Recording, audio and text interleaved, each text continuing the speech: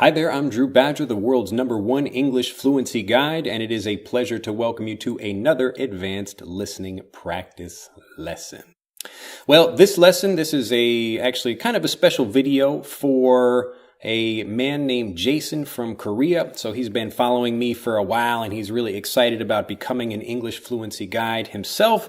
And so I wanted to talk a little bit about how what I do, you can do as well. If you'd like to, again, kind of move from being a teacher of the language to walking with someone and helping them improve. Now, just a kind of general thing. Now, I've been doing this for over 10 years, but I want you to kind of make it clear. So especially like new people that are either starting maybe to become online educators, or even if they want to help other people in anything else. So maybe you're a fitness coach, or whatever it is you do, it doesn't matter.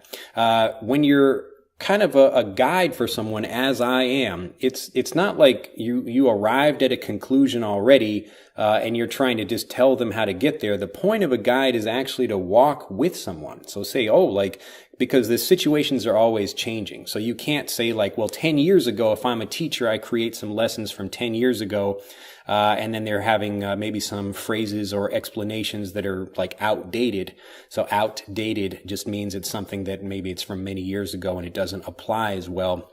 And this happens a lot like language. So many things like the word go or the word eat will always be in the English language, but other things that are cultural expressions that come and go with time, those are things that you have to continually learn. So just like native speakers are watching new movies that come out, watching new TV shows and learning other expressions from people in everyday life, so new expressions come and old expressions go. So this is one of those, again, reasons why you don't want to be just standing at the end with some information from people. You want to be walking with them and explaining to people, oh, okay, don't do that thing because people don't really do that anymore. But you do want to say this thing because this is another thing, like right now or lately, people have been using that. So you're learning at the same time other people are learning. But the interesting thing about a guide, and the reason anybody could really do it, and this is not just for learning English, but also for really anything else where you're trying to educate, help somebody else learn something. It could be an instrument, could be a sport, it could be something else, but you're really just slightly ahead of what that other person is doing. So you may think because I have 10 years of experience or more doing something, or anybody else has like 50 years of experience doing something, that, okay, you need to have lots of experience in order to do a particular thing. All you need to do is have a little bit more experience than the person, and then like as they're moving forward, you're moving forward, but like at a slightly faster pace, or you're slightly further ahead than they are. So you know exactly, hey, like when you get to this point, this thing is going to happen. And you can educate people at that time as opposed to just telling them information. So when I made the shift from being an English teacher to an English fluency guide, this was when really, I guess a number of years ago, I realized, well, it's not really helping people just to kind of teach them information in the sense that you're saying, hey, you should memorize these words and these grammar points, and everybody does English teaching the same way, and none of it really worked. So it didn't work for me as a teacher or a learner when I was trying to get fluent in Japanese. So I started changing the way I learned and developed this idea of being an English fluency guide. And now I have people like Jason that are emailing me and saying, hey, like I want to do the same thing you do, or other people, like many people use the same techniques I do. Other native speakers are also starting to use the idea of an English fluency guide, and they're understanding that the notion of being an English teacher itself is a little bit outdated. So you have to, again, stop thinking about learning the language like that if you want to be a confident speaker. If you just want to pass a test, an English teacher is great. Actually, I would recommend you use an English teacher, because that person will say, hey, for this test, you need to know this, this, this, and this, and you have to try to remember this thing, and these are the answers for that question. So for regular tests, an English teacher, but for actually learning how to speak, an English fluency guide is going to be much better. Anyway, so Jason was really excited, and he's been mailing me, and he's been making lots of progress in his own language because he's Korean, and he wanted to, just like thank me for creating the lessons I do. And I kind of want to talk about a few things in this video about that, because it's really an interesting idea of like when people send me mails and they're like, wow, you have like a lot of subscribers or a lot of views on YouTube, I want to remind people it's really a tricky thing because I'm just like a regular person. I'm not, a famous celebrity. And, even, when we do the things in the future that will make us like much more famous, like I don't feel it will really change me, because the important thing for me is that I don't want to give the impression that I'm like way up here and learners are just down here, because then it makes it much more difficult for people to think like, oh, well, if he can do it, I can do it too. So like the further away you get from the people you're trying to help,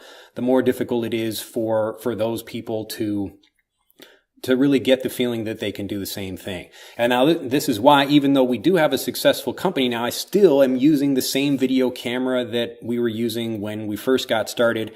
And I'm not really doing anything different, still just here in, a t-shirt and jeans or whatever, shooting videos, because again, it's important. Now, from a marketing standpoint, I'm actually doing things incorrectly. I should be trying to like, have like an interesting hat or like, do some like interesting fashion thing or something like that, because in the marketing world, what actually ends up selling more lessons is distancing yourself more from the people that you're trying to help. And now this is why you see like a kind of typical thing in most like entrepreneur, people that are trying to learn business or whatever. You've got like the famous guys that are living in like really nice mansions. And then you've got like all the learners over here that are living with their parents and trying to figure out how they can become, successful entrepreneurs.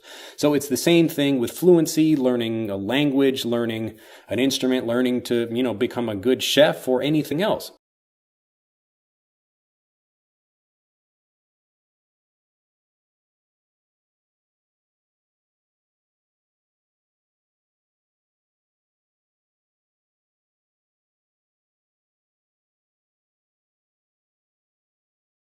Long run a bit more difficult for the people I'm trying to help. So anyway, this is just something I'm thinking about.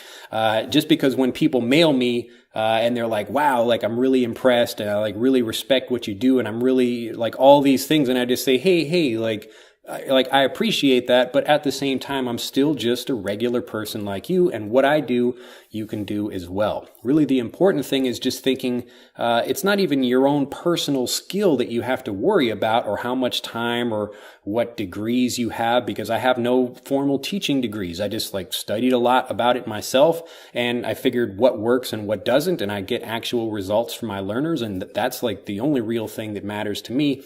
I haven't had any student personally ask me like, oh, what is your degree? Like if I'm trying to like help them learn something like that. They just want to know, can they get the result they want?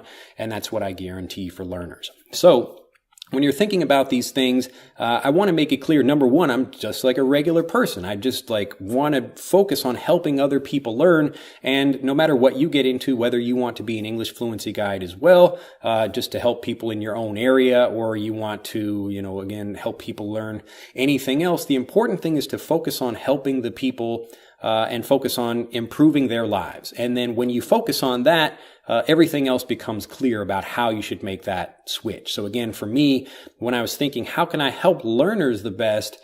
Teaching English was not the correct solution for me as an educator for trying to help people speak. Again, it's a good thing if you want to learn how to pass a test, because a test just requires you to remember certain information and then use that information on the test. But the real world requires you to actually have the habits of a native English speaker. So someone that can speak fluently is someone that can listen to people, they can react quickly, they can respond in a, even if they don't know exactly what they want to say, they can say something, they can sound intelligent, and they can enjoy a conversation, they can laugh at the same jokes that other people are saying. And all of these things require not a teacher, but an English fluency guide. So I know I'm talking about quite a few things in this, but the most important one is, number one, that I'm not anything special and I'm not trying to like make myself into someone that's amazing. It's really, I'm just trying to help people learn, and you can do the exact same thing, whether it's for learning English or something else. So never forget that, even if we have 1 billion subscribers on the channel, I'm still like the same guy that's out here trying to help people learn, because I'm trying to get fluent myself and like improve my fluency and always try to learn a little bit more Japanese. It's funny now, actually, I read Japanese books with my daughter, so just like little children's books. And it's funny because I'm still learning new words. They like other like little things that I wouldn't have expected I might find in a book and think, oh, like that's the word for that. That's really interesting. Anyway, think about those things. Like I'm here to help. And if you do have questions, put them down in the comment section below this video. But whether you're looking for like somebody else, like, you know, you're learning entrepreneur stuff or anything, remember that the people that are doing those things, like they're just people like everybody else. And the more you look at them like, wow, like you're really amazing, like the less you think of yourself as you're able to do that thing. So when I, as like an entrepreneur myself, I look at people that are more successful than I am and I think, oh, they're just people like I am. And I'm sure I could learn something interesting from them, but I don't like idolize them in the sense of like, wow, like they really did something amazing, because then that makes it more difficult for me to achieve in the same way. So try to keep it in perspective. This is a great English expression that just means understand what's really happening. So it's just another person with some good ideas about how to do something. Follow that person, learn from them, but you know, they're not anything more special than you or I. Well, that's the end of this lesson. I hope you have enjoyed it. It's always a pleasure making these videos from you, and I'm really happy to know that other people are also embracing the idea of an English fluency guide. It's still a very new thing, and I look forward to other people becoming English fluency guides as well. Maybe I'll release a course about how to do that or something in the future. If you'd like to learn more about that, let me know. But until then, I look forward to seeing you in future videos, and I wish you a fantastic day. Like this video, become a subscriber to the YouTube channel if you haven't already, and I'll see you in the next video. Bye-bye. To continue learning, click on the link in this video to download Speak English Naturally, our free guide to speaking and sounding like a native English speaker. The guide reveals the 3 most important kinds of conversational English you must learn if you want to sound native, and will help you experience instant improvement in your fluency and speaking confidence. To download your free guide on a mobile device, click on the link in the upper right of this video. To download your free guide from a computer, click on the link in the lower right of this video. I look forward to seeing you in the guide.